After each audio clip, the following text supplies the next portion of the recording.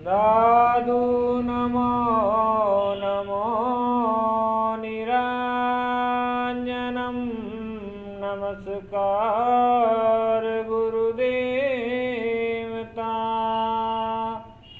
वन्दनां सर्वसाधवा परिणामं परंगत परब्रह्मा परापरं सोमम देव निरञ्जनं निराकार निर्मलं तस्य साधुजीवन्दनं। जय गुरुदेव भगवान की जय। निरंजन निराकार की जय।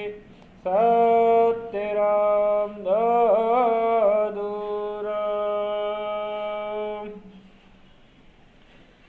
सबसे पहले गुरुदेव दादू जी महाराज के चरणों में कोटि कोटि प्रणाम करता हूँ और फिर गुरुदेव दादू जी महाराज और बादशाह अकबर की जो सत्संग की कथा चल रही है उसमें प्रवेश करता हूँ।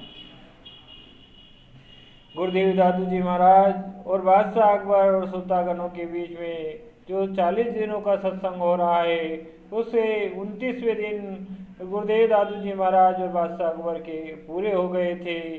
जब 30वें दिन का सत्संग की बारी आई तब गुरुदेव दादू जी महाराज अपनी भक्ति से निपटकर आसन पर जाकर विराज गए। वहीं अकबर बादशाह बिरबल भगवान दास और सभी श्रोतागण गुरुदेव दादू जी महाराज के पास बाग में पधारे और सभी ने गुरुदेव को प्रणाम किया और प्रणाम करने के बाद अपने अपने स्थानों पर बैठ गए। तब बादशाह अकबर ने गुरुदेव दादू जी महाराज से प्रणाम करने के बाद में पूछा कि भगवान मुझे ये बताइए कि गंगा आदि तीर्थों के स्नान करने या यज्ञ हवन करने का फल क्या होता है। तब दादू जी महाराज ने अकबर बादशाह को उपदेश देते हुए ये पद गा कर सुनाया। वो पद इस प्रकार था। दादो स्रकत मारग चालता बुरा न कब अमृत खाता प्राणिया मुआ न सुनिया कोई। गुरुदेव दादू जी महाराज अकबर को समझाते हुए कहते हैं कि अच्छे मार्ग पर चलते हुए लोक लाज आदि का भय मत करो। जैसे अमृत खाने से कोई प्राणी मरा हुआ नहीं सुना अमृत से जीवित ही प्राण ही मिलते हैं, वैसे ही अच्छे कर्म करने से कभी बुरा नहीं होता और ना कभी पाप लगता है। अच्छे कर्म से तो पुण्य ही लगता है। पाप तो पाप कर्म से ही लगता है, बुरा करने से ही लगता है। तो वही करना चाहिए जो आपको अच्छा लगे और पाप से दूर रहना चाहिए। और गंगा आदि स्नानों में तीर्थ में स्नान करने से मन पवित्र होता है, स्वस्थ होता है और आत्म शांति मिलती है। उसके बाद में गुरुदेव दादू जी महाराज ने एक पद गा के और गए सुनाया। वो पद इस प्रकार था। काया कर में लगाए कर तीरथ धोवे आए तीरथ माही कीजिए सो कैसे कर जाए। जहाँ तरिए तहाँ डूबिए मने में मेला होए तह छूटे तह बांधिए कपट नसीजे कोई। गुरुदेव दादू जी महाराज कहते हैं, हे बादशाह, पवित्र स्थान पर पाप करने से पाप अमिट हो जाता है। संसारी प्राणी कुकर्मों के अंतकरण में पाप लगाते हैं और तीर्थ में आकर धोते हैं, किंतु तीर्थों में जो पाप किया जाता है वह किस प्रकार मिटेगा, वह किस प्रकार धोया जाएगा, वह तो अमिट हो जाता है।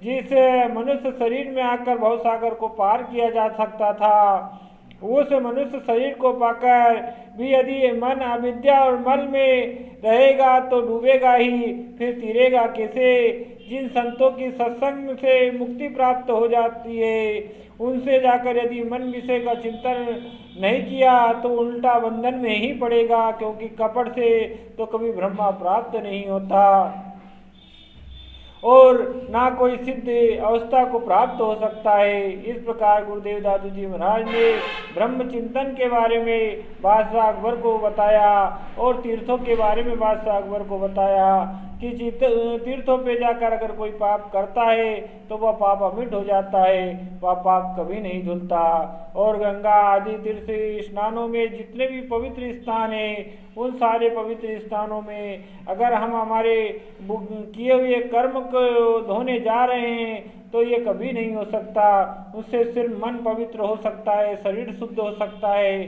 बाकी कर्म का फल तो भोगना ही पड़ेगा। इस प्रकार गुरुदेव दादू जी महाराज बादशाह अकबर और भगवान दास बिरबल जैसे सभी श्रोतागणों को उपदेश दे रहे हैं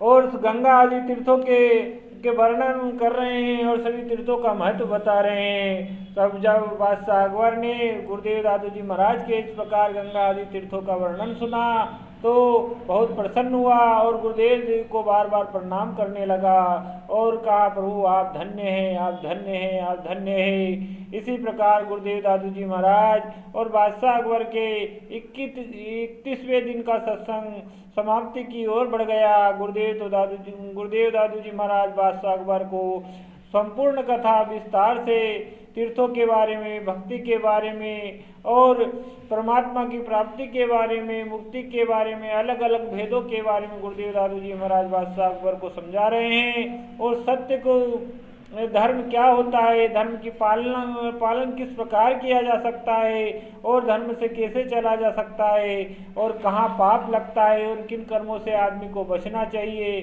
सब गुरुदेव दादू जी महाराज ने बादशाह अकबर को अपने इन 40 दिनों के सत्संग में संपूर्ण कथा के रूप में समझाया और उनको बताया। गुरुदेव दादू जी के सत्संग सुनकर बादशाह अकबर गुरुदेव से बहुत प्रभावित हुआ और गुरुदेव दादू जी महाराज को बार बार दंडवत प्रणाम करता और जितने भी वो प्रश्न करता था सभी प्रश्न के उत्तर देकर गुरुदेव उसे संतुष्ट कर देते थे। इसी से वह बहुत प्रसन्न होता था कि ऐसे संत हमें नहीं मिले। भगवान दास बिरबल सभी से कहता कि गुरुदेव तो धन्य है, गुरुदेव तो धन्य है। इस प्रकार बादशाह अकबर की लालसा कभी मिटती नहीं थी और 31वें दिन का सत्संग भी समाप्त हो गया।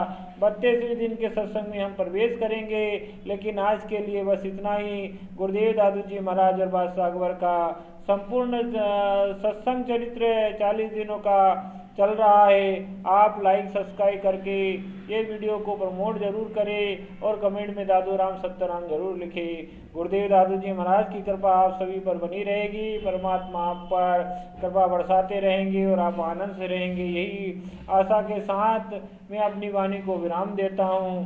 दा कहता दारिद्र्य मिटे, कहता दुख जाए, दादू दादू जो रटे, आवागमन मिट जाए, आवागमन मिट जाए। जय गुरुदेव भगवान की जय। निरंजन निराकार।